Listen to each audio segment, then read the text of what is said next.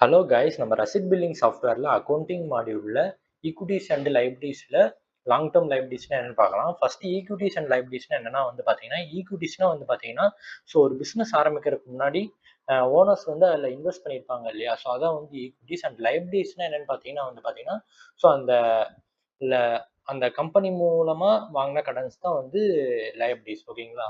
So long term லைபிலிட்டிஸ்னா என்னன்னு பார்த்தீங்கன்னா, ஒரு வருஷத்துக்கு மேல ஒரு வருஷத்துக்கு மேல இருக்கிற கடன்ஸ், அதாவது கம்பெனி மூலமா வாங்கின கடன் எல்லாமே லாங் டேர்ம் லைபிலிட்டிஸ்ல சேரும். ஸோ அது எப்படி ஒரு லாங் டேர்ம் லைபிலிட்டி அக்கௌண்ட்டை கிரியேட் பண்றதுன்னு பார்க்கலாம் வாங்க. ஸோ நியூ அக்கௌண்ட்டை கிரியேட் பண்ணிக்கோங்க. ஸோ இதில் அக்கௌண்ட் டைப் லாங் டேர்ம் லைபிலிட்டின்னு சர்ச் பண்ணுங்க. நான் செலக்ட் பண்ணிட்டேன்.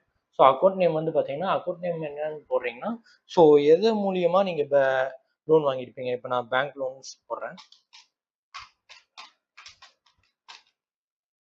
நெக்ஸ்ட் பார்த்தீங்கன்னா அக்கௌண்ட் கோடு. ஸோ அந்த லோனுக்கு ஏற்ற கோடு இருக்கும். ஸோ அதை போடுறேன். ஸோ ஓப்பனிங் பேலன்ஸ் பார்த்தீங்கன்னா 5 lakhs போடுறேன்.